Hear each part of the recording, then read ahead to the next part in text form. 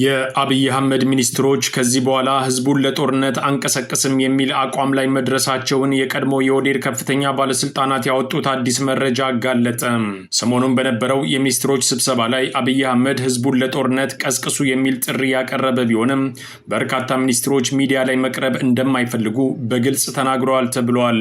በዚህ የተበሳጨው አብይ አህመድ በመጪው መስከረም ከውጭ ጉዳይ ሚኒስትሩ ጌዲዮን ጢሞቴዎስ በስተቀር ሁሉም ይባረራል ሲል እንደዛተ ብልጽግና ያፈተለከው መረጃ አጋልጧል።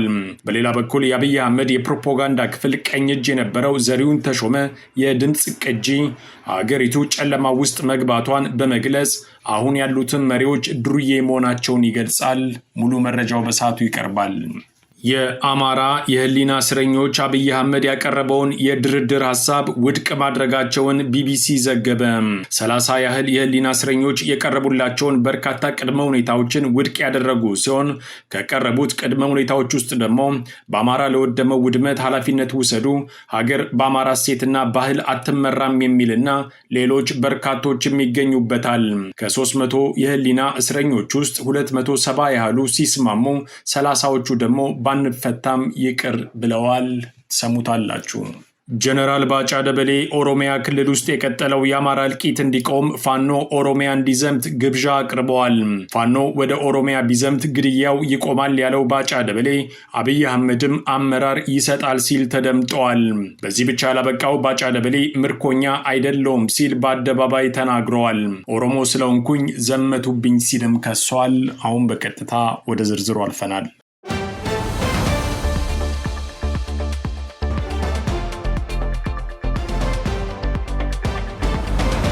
አብይ አህመድ ሀገሪቱን ወደ አዲስ ጦርነት ለማስገባት የያዘው እቅድ በገዛ ሚኒስትሮቹ ሳይቀር ከፍተኛ ተቃውሞ እንደገጠመው ተሰማ።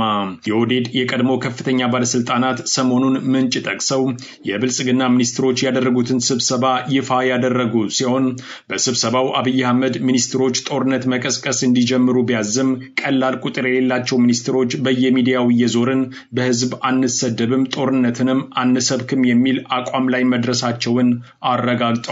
የአብይ አህመድ ሐሳብ የነበረው ሁሉም ሚኒስትሮች ልክ እንደ 2013ቱ ሁሉ በየቋንቋው ጦርነት እንዲሰብክ ማድረግ የነበረ ቢሆንም ሚኒስትሮቹ አንሰብክም የሚል ግልጽ ምላሽ እንደሰጡ ተመልክተዋል። ለዚህም ምክንያት ያሉት ህዝቡ ይሰድበናል፣ እኛም ጦርነት አንሰብክም የሚል እንደሆነ ታውቋል። በዚህ የተበሳጨው አብይ አህመድ ከጌዲዮን ጢሞቴዎስ በስተቀር ሁሉም ሚኒስትሮች እንደሚባረሩ የዛተ ሲሆን መስከረም ላይ ጠብቁኝ የሚል ዛቻም እንደሰነዘረም የመረጃ ምንጩ አስታውቋል።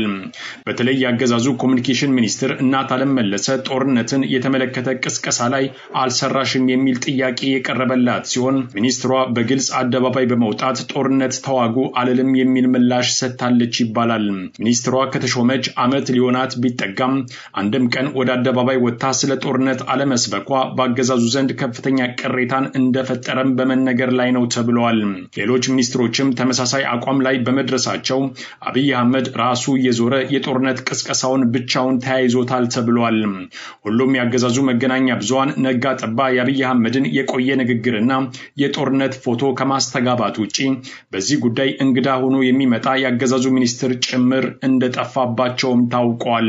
በተለይ የአማራ ክልል ጦርነት ከፈነዳ ወዲህ ያገዛዙ ሚኒስትሮች ነገሩ አላማረንም በሚል ስጋት ሙሉ በሙሉ የጦርነት ቅስቀሳውን ያቆሙ ሲሆን ትንሽ ሲንደፋደፍ የነበረውም የቀድሞ ኮሙኒኬሽን ሚኒስትር ለገሰ ቱሉ ቢሆንም እሱም ከፍተኛ ብልጫ በፋኖ በኩል ስለተወሰደበት አጠቅምም ተብሎ ከስልጣን መነሳቱ አይዘነጋም። ከዚህ በኋላ የአብይ አህመድ መንግስታዊ የፕሮፓጋንዳ ክፍል በፋኖ ልሳኖች ከፍተኛ ብልጫ የተወሰደበት ሲሆን ችግሩ ለአብይ አህመድ የራስ መታት ወደ መሆን ደረጃ እንደተሸጋገረም ተመልክተዋል። ሚኒስትሮቹ አደባባይ በመውጣት በተለይ በፋኖ ጦርነት ላይ ለምን አስተያየት ለመስጠት ይፈራሉ የሚለውም ጥያቄ ግን አሁንም እንደቀጠለ ነው። ግምታዊ ምላሽ የሚሆነው ግን አንድም ከህዝብ የሚመጣባቸውን ምላሽ መቋቋም አይችሉም ወይንም የሚሰሩትን ስራ አያምኑበትም የሚለው ይሆናል ተብሏል። ይህ በእንዲህ እንዳለ የአብይ አህመድ የፕሮፓጋንዳ ክፍል ቀኝ እጅ ለመሆን በቅቶ የነበረው የዘሪሁን ተሾመ አስደንጋጭ የድምጽ ቅጂ ይፋ መውጣቱ ታውቋል። ሰውየው በቅርቡ የአብይ አህመድ የመደመር መጽሐፍን በአደባባይ ሲሰብክና ሲያስተዋውቅ የነበረ ቢሆንም ዛሬ ደግሞ ክንፏ የተመታች ወፍ ሆኖ ለአደባባይ መብቃቱ ተረጋግጧል። ትክክለኛ ነው በተባለው የዘሪሁን ተሾመ የድምፅ ቅጂ እንደሚለው አገሪቱ ተስፋ የላትም፣ አሁን በስልጣን ላይ ያሉት ሰዎችም ድሩዬ ናቸው እያለ ይቀጥላል። ቀን ቀናን የሚሉ ድሩዬዎች የመንግስትን ስልጣንና ከስልጣን የሚመነጭን ታንክና መድፍ ባንክ ታጥቀው ህዝብን ቢያሳድዱም የዚህን መሰል ዜጋዎች መንፈስ እምቢተኝነት አይገሉትም። ይብላኝ ለኢትዮጵያ። የደነዘዙ ልጆች ወልዳ በደነዘዙ ልጆች ትምህርታ ለደነዘዘ አይሲዩ እየተነዳች ላለች ሀገር እነዚህ ሁሉ ምልክቶች ብልጽግና የውጭ ኃይል ከመምጣቱ በፊት በራሱ መፈረካከስ ሊጀምር እንደሚችል ትልቅ ማሳያ ተደርጎ ተወስደዋል። አብይ አህመድ ከዓመታት በፊት ብልጽግናን ከውስጥ ለመናድ ሙከራ እንዳለ ማመኑ የሚታወስ ሲሆን እሱ ኢህአዴግን ከውስጥ ንዶ ስለመጣ ግን ብልጽግና ላይ የሚደረገው ሙከራ አይሳካም ብሎ ነበር። ሆኖም አሁን ያለው ሁኔታ ብልጽግና ባይናድም እርስ በርስ ያለው አለመተማመን ግን አሳሳቢ ደረጃ ላይ ደርሷል ይባላል።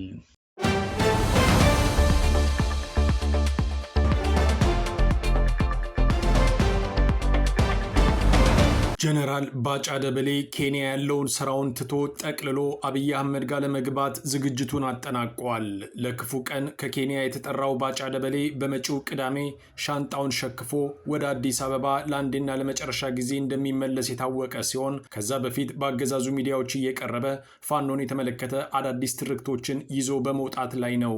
ጀነራል ባጫ እንዳመነው ኦሮሚያ ውስጥ የአማራ ህዝብ እያለቀ ነው። ለዚህ መፍትሄ ብሎ ያቀረበው ግን አዲስ ነገር ሳይሆን ፋኖ ከኛ ጋር ተስማምቶ ኦሮሚያ ክልል ይዝመት የሚል ሆኗል።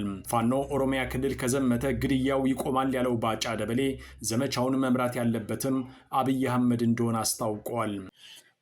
ኦሮሚያ ክልል ውስጥ ይገደላሉ። አዎ የገደለው ሽፍታ ነው። በጋራ ነው የምናጠፋው። ለብቻ ለምን ይሄዳሉ? ወንድሞቻችን ናቸው። እነሱ አማራ ክልል ጠመንጃ ይዞ በረሃ ስትገባ ኦሮሚያ አካባቢ የሚገደለውን መመለስ አትችልም።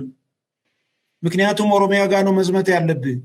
ስትዘምት ደግሞ አንድ ላይ ሆነን በደንብ ተማክለን በፌዴራል መንግስቱ ተመርተን ይህን ሐሳብ ያቀረበውና በኦሮሚያ ክልል አማራ እያለቀ እንደሆነ ያመነው ጀነራል ባጫ ደበሌ ትንሽ ይቆይና ደግሞ ፋኖ የሚዋጋበት ምክንያት የለውም እያለ ራሱ የተናገረውን ራሱ ሲያፈርሰው ተስተውሏል። ይህም ባጫ ደበሌ ቀልደኛ እንጂ የሚናገረውን የፖለቲካ ይዘት በትክክል አያውቀውም የሚባለውን ትችት የበለጠ አጠናክሮታል። ለእኔ ሲነሳ እንዳልከው ዳንሰኝነት ይመጣል። የብሔራዊ ቲያትር አይደለም ጀነራልነትን የሰጠኝ እኮ ቡርቀኛም አለ። አዎ ከኔ ጋር የሚያያዘው ነገር ፐርሰናል አይደለም። ይሄ ትርክቱ እኔ ከወጣሁት ህብረተሰብ ጋር የሚያያዝ ነው እንደ ህብረተሰብ። ምክንያቱም ምንድነው መሰለህ ጀነራል ባጫ ደበሌ በዚሁ ቆይታውም ምርኮኛ አይደለውም ሲል በአደባባይ በድፍረት ተናግረዋል። ይህ ንግግር በርካቶችን ያስደነገጠ ሲሆን የኦህዴድ አመራሮች ያፈጠጠ ውሸት ጀምረዋል የሚለውም ተቃውሞ እንዲባባስ አድርጎታል። በቀድሞ ስሙ አትንኩት ደበሌ ተብሎ የሚጠራውና ኋላ ላይ በሻዕቢያ ተማርኮ ለወያኔ ተላልፎ የተሰጠው ባጫ ደበሌ ምርኮኛ አይደለሁም፣ ከፈለጋችሁ የማረከኝን አካል አምጡት ሲል ተከራክረዋል። በዚህ ብቻ ያላበቃው ጀነራል ባጫ ምርኮኛ እያሉ ስሙን ያጠፉት አካላት ብሔሩ ኦሮሞ ስለሆነ ጥቃት ሊከፍቱበት አስበው እንደሆነም ቅሬታ አለኝ ብሏል። ምርኮኛ ነው ለተባሉት የማረከኝ ሰው ይወጣ ብሎ ይናገር፣ እዚህ ቦታ ምናምን ብሎ እሱን ይናገር። ከዛ በተረፈ የኔ ባዮግራፊ ላይ ምርጥ የሆነ ነገር አቅርብልሃለሁ። 48 ዓመት ውትድርና አገልግያለሁ። የማላቃቸው ቦታዎች የሉም። ስለዚህ እኔ የተወለድኩበትን እግዚአብሔር አምላክ ፈጥሮኛል። እዚህ ቦታ ላይ እዛ በመፈጠሬ ልዩ ነው ብዬ አይደለም። ምክንያቱም በእግዚአብሔር ስራ መግባት ነው። እኔ በጉልበቴ አይደለም የተፈጠርኩት፣ እግዚአብሔር ነው የፈጠረኝ። ማንም ሰው እንደዛ ነው። እኔ ከሆነ ብሔር ተፈጥሮ ብሔሩን ከኔ በላይ ላሳር የሚለው ቅድም ተናግሬ ያለው የሂትለር ነው እሱ። ለኔ ሁሉም ሰው እኩል ነው እንደ ሰው የተፈጠርኩበትን ደግሞ ኮራበታለሁ እግዚአብሔር እዛ ስለፈጠረኝ ማለት ነው። ግንኙነቱ ከዛ በተረፈ ያልከኝ ነገር አንገት ማስቀበሪያ ናቸው በሙሉ። አሁን አንገት የሚቀብር የለም። የሞተና ያፈጀ ያረጀ እንትን ነው ምንድነው ስሙ ፕሮፓጋንዳ ነው። ጀነራል ባጫ ደበሌ ምርኮኛ አይደለሁም ቢልም ሁሉም የኦህዴድ ጀነራሎች ምርኮኛ እንደሆኑ የሚታወቅ ሲሆን የሱን ለየት የሚያደርገው ግን ተማርኮ በነበረበት ሰዓት ለሻዕቢያና ወያኔ ባለስልጣናት ሙዚቃ ስለሚዘፍንላቸው ነው ይባላል። ጊታር ከእጁ የማይለየው ባጫ ደበሌ የሻዕቢያ ባለስልጣናትን እየዞረ በዘፈን ሲያዝናናቸው የሚያሳይ ማስረጃ ቢኖሩም ዛሬ ግን አልተማረኩኝም ብሎ ክዶ መጥቷል።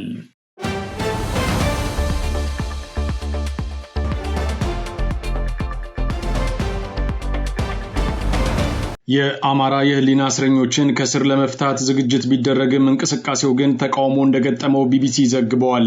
ተቃውሞ የተነሳው ደግሞ የህሊና እስረኞቹን በምህረት እንጂ በይቅርታ አንፈታም የሚል አቋም ላይ በመድረሳቸው እንደሆነ ተሰምተዋል።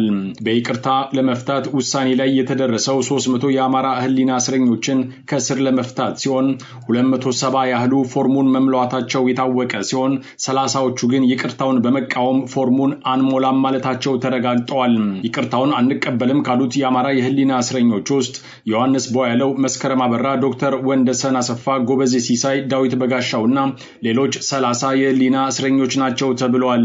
እንደ ዘገባው ከ3 ዓመት እና ከዚያ በላይ በስር ላይ የሚገኙት የህሊና እስረኞች የይቅርታ ጥያቄ እንዲያቀርቡ የሚጠይቀው ሰነድ የደረሳቸው በኢትዮጵያ ሰብአዊ መብት ኮሚሽን ኢሰመኮ አማካኝነት ነው። የኢሰመኮ ዋና ኮሚሽነር ብርሃኑ አዴሎ ከሰኔ 1 ቀን 2018 ዓ.ም ጀምሮ ለአንድ ወር ያህል በህሊና እስረኞቹና በአገዛዙ መካከል የማሸማገል ስራ ሲያከናውኑ ከቆዩ በኋላ የህሊና እስረኞቹ ይቅርታ የሚጠይቁበትና የተለያዩ ቅድመ ሁኔታዎችን የያዘ ሰነድ ከአገዛዙ በኩል በየግላቸው እንዲደርሳቸው ተደርጓል ተብሏል። ብርሃኑ አዴሎም ከህሊና እስረኞቹ ጋር ፊት ለፊት በመገናኘት ሲደራደር እንደነበረም ታውቋል። በታህሳስ ወር ከኢሰመኮ ከፍተኛ ኃላፊዎች ጋር ወደ ፌዴራል ማረሚያ ቤት ኮሚሽን ቂሊንጦ የጊዜ ቀጠሮ ማረፊያ ማዕከል ሄደው የህሊና እስረኞቹን ጎብኝተው እንደነበረም ታውቋል።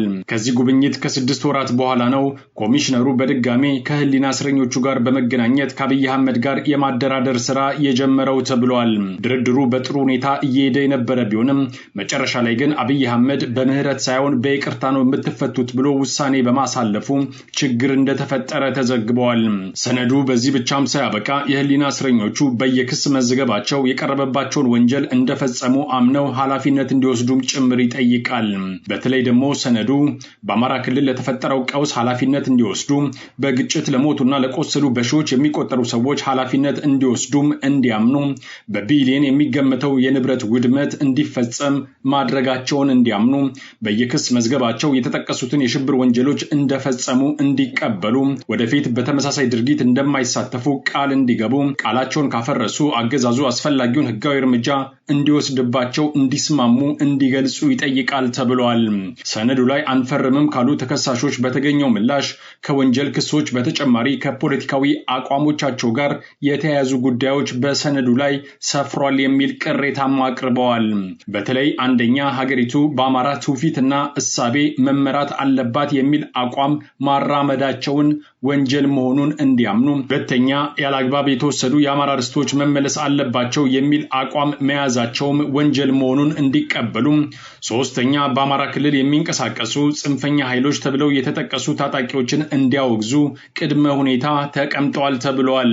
በዚህ የተበሳጩት ከላይ የተጠቀሱት የህሊና እስረኞች ጉዳዩን ውድቅ በማድረግ ፎርሙን አንሞላም ማለታቸው ታውቋል። ድርድሩ አሁንም የቀጠለ ሲሆን እነዚህ 30 የህሊና እስረኞች ፎርሙን በአስቸኳይ እንዲሞሉ ግፊት እየተደረገባቸው ነው ተብሏል። 14 ከቀናት በፊት በጉዳዩ ላይ በሰራው ዘገባ የህሊና እስረኞች ፎርም መሙላታቸውና በተፈጠረ አለመግባባት ምክንያት ደግሞ ፎርሙን ያልሞሉ የህሊና እስረኞች መኖራቸውን መዘገቡ አይዘነጋም። ጉዳዩን ከህግ አንጻር እንዴት ይታያል የሚል ጥያቄ የቀረበላቸው የህግ ባለሙያው አቶ ኤርሚያስ ጥላውን በኢትዮጵያ የይቅርታ ሂደት ላይ የመጨረሻ የፍርድ ውሳኔ መኖሩ እንደሚያስፈልግ ገልጸዋል። በወንጀል ህጉ አንቀጽ 229 እና በይቅርታ አዋጅ 840/2006 አንቀጽ 15 መሰረት የይቅርታ ጥያቄ በወንጀል ጥፋተኛ ተብሎ የመጨረሻ ቅጣት በተወሰነበት ሰው ላይ እንደሚቀርብ አቶ ኤርሚያስ አብራርተዋል።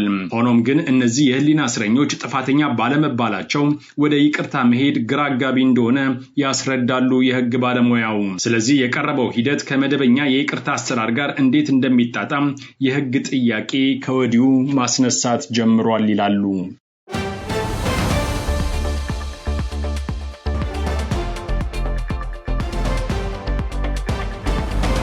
ከአስራት ብሮድካስቲንግ ሰርቪስ ለዕለቱ የነበረን ዜና ይህን ይመስል ነበር።